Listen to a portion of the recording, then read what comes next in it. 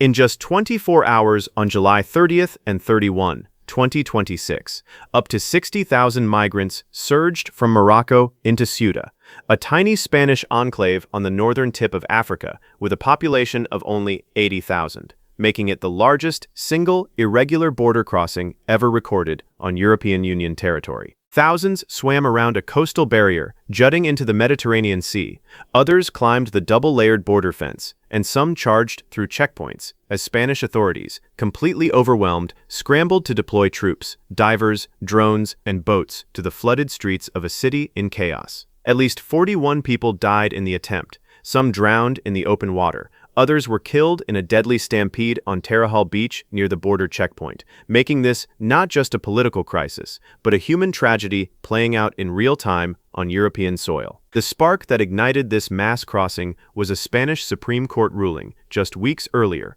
which barred authorities from immediately returning migrants who arrived by sea. And criminal smuggling networks spread the word like wildfire, telling thousands that the gates of Europe were finally open. Security analysts detected something far more calculated beneath the surface. Moroccan auxiliary forces reportedly eased enforcement deliberately at key crossing points, letting the crowds through before switching to tear gas, suggesting Morocco was sending a political message to Madrid over its gas deal with Algeria, Morocco's chief rival. Spain's Prime Minister Pedro Sánchez rushed to Ceuta on Friday, deploying the military and promising action, but he faced fury from across Europe, with Italy's Prime Minister Giorgia Meloni publicly calling for Spain to be suspended from the Schengen free travel zone over its handling of the crisis. European Commission President Ursula von der Leyen declared the images from Ceuta unacceptable, saying the EU cannot allow anyone to come without abiding by our rules,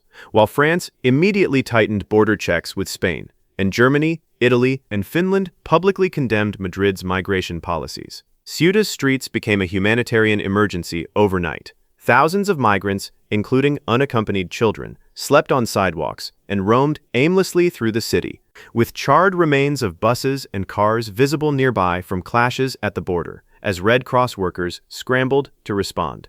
This crisis did not appear from nowhere. It is the product of decades of European policy failure. Spain last year granted legal status to over 500,000 undocumented migrants, a signal that critics say encouraged trafficking networks to keep funneling desperate people toward European borders at any cost. The Ceuta collapse is part of a much larger pattern. Frontex, the EU's border agency, recorded roughly 66,000 irregular crossings on the central Mediterranean route in 2025 alone, with Italy bearing the brunt, as African migration pressure continues to build far faster than European governments are willing to contain it. By Friday afternoon, Spain's Interior Ministry confirmed that around 37,500 migrants had voluntarily returned to Morocco, but tens of thousands remained inside Ceuta, and with European law now requiring individual processing for each sea arrival, the legal backlog alone threatens to anchor migrants in place for months or years. President Trump immediately seized on the Ceuta crisis, telling Fox News, "Remember that picture? That's going to be us in 3 years if the wrong side gets in," while Stephen Miller pointed directly to the Biden years as proof that open border policy produces exactly these consequences on a nation's streets.